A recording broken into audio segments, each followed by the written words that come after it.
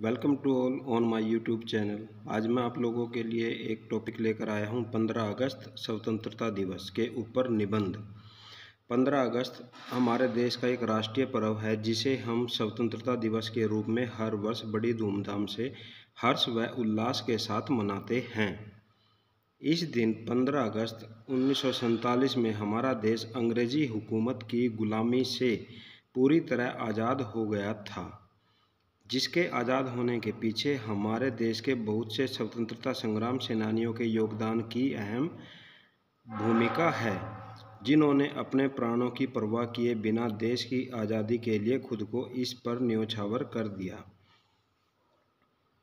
ऐसे सभी स्वतंत्रता सेनानियों की इस निस्वार्थ देशभक्ति को याद करें, उन्हें श्रद्धांजलि अर्पित कर हम सभी देशवासियों द्वारा बड़े ही सम्मान के साथ आज़ादी के दिन को याद करने के लिए अपने राष्ट्रीय ध्वज तिरंगा को विद्यालयों, कॉलेजों, बैंक व कार्यालयों में फहराया जाता है।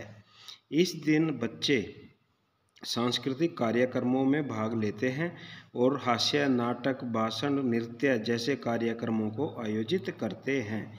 इस दिन देश के प्रधानमंत्री जी भारत की राजधानी दिल्ली के लाल किला पर झंडा फहराते हैं। झंडा मीन्स तिरंगा फहराते हैं।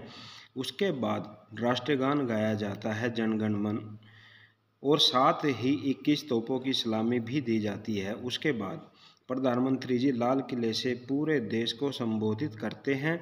स्वतंत्रता दिवस के दिन हमारे सैनिक और एनसीसी कैडेट परेड करते हैं और विभिन्न राज्यों की झांकियां निकाली जाती हैं तथा बच्चों द्वारा रंगारंग कार्यक्रम प्रस्तुत किए जाते हैं।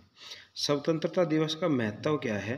स्वतंत्रता दिवस यानी 15 अगस्त लोगों में देशभक्ति की भावना पैदा करता है। यह लोगों को एकजुट करता है और उन्हें यह महसूस कराता है कि हम एक राष्ट्र हैं जहां कई अलग अलग भाषाएं, धर्म और सांस्कृतिक मूल्य हैं। अनेकता में एकता भारत की विशेषता है। हम दुनिया के सबसे बड़े लोकतांत्रिक देश का हिस्सा होने का गर्व महसूस करते हैं, जहां सत्ता आम आदमी के हाथ में है।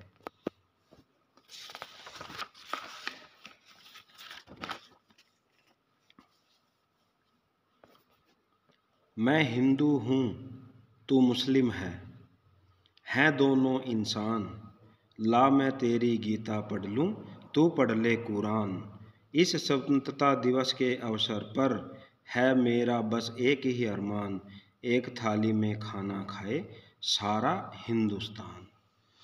अंग्रेजों के समय की स्थिति क्या थी भारत की? ब्रिटिश शासन के तहत लोगों का जीवन दयनीय था। भारतीयों के साथ गुलामों जैसा व्यवहार किया जाता था। भारतीय शासक केवल मात्र कठपुतली की तरह काम करते थे, जिसकी डोर ब्रिटिश लोगों के हाथ में होती थी।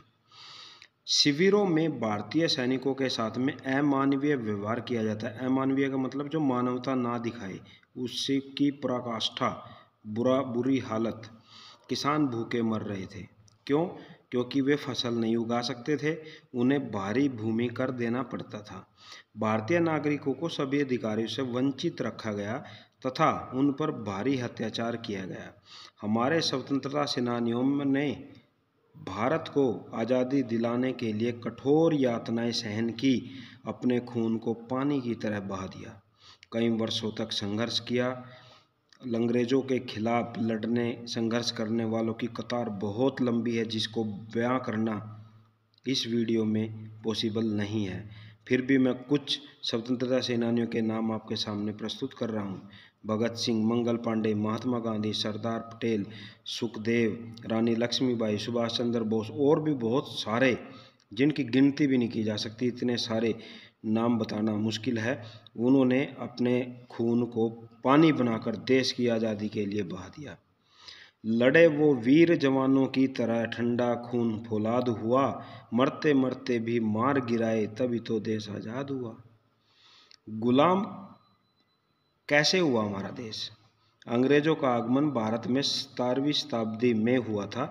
वे भारत में व्यापार करने के उद्देश्य से आए थे। उनका मुख्य उद्देश्य भारत में अपना व्यवहार स्थापित करना था और धीरे धीरे उन्हें भारत में अपना व्यवहार पूर्ण रूप से स्थापित कर लिया। फिर देखा कि भारत जैसे विशाल देश में देशी जो राजा महाराजा हैं वो आपस में लड़ते रहते हैं और भोग विलासिता के शिकार बने हुए हैं। बस उसी बात का उन्होंने फ़ायदा उठाया और भारतीय राजाओं को युद्ध में पराजित कर कुछ लोगों को अपने साथ मिला लिया, लालच देके, और कुछ को पराजित कर दिया और उनके इलाकों पर शासन स्थापित कर लिया। अब सभी भारतीयों को पूर्ण रूप से पता लग चुका था कि वे गुलाम बन चुके हैं। ब्रिटिश लोगों ने भारतीयों को न केवल शारीरिक बल्कि मानसिक रूप से भी परेशान किया। भयानक हिंदू मुस्लिम दंगे हुए। जलियांवाला बाग हत्याकांड ने देश को हिलाकर रख दिया और जाते जाते भारत पाकिस्तान के रूप में देश के दो टुकड़े करा गए, जिसका परिणाम आज भी लोगों को भुगतना पड़ रहा है। स्वतंत्रता संग्राम से संबंधित महत्वपूर्ण कुछ तथ्य हैं जो मैं आपको बताना चाहूँगा। दोस्तों, 15 अगस्त को हमारे देश के साथ दक्षिण कोरिया जो 1945 में आज़ाद हुआ, बहरीन जो 1971 में हुआ और तथा कांगो 1960 में आज़ाद हुआ, वो भी अपना स्वतंत्रता दिवस मनाते हैं। हमारा देश 15 अगस्त 1947 को आज़ाद हुआ। हमारा देश 15 अगस्त 1947 को आज़ाद हुआ, परंतु हमारे देश का कोई राष्ट्रीय गान नहीं था उस समय।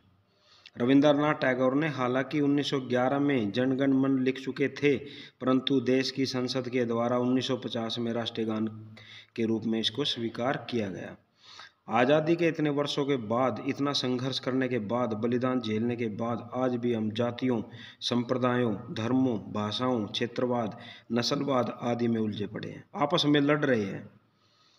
अगर आप किसी से पूछते हैं आप कौन हैं, आपको एक ही जवाब मिलेगा, मैं हिंदू हूँ, मैं मुस्लिम हूँ, मैं ईसाई हूँ, मैं जाट हूँ, मैं ब्राह्मण हूँ, मैं बनिया हूँ।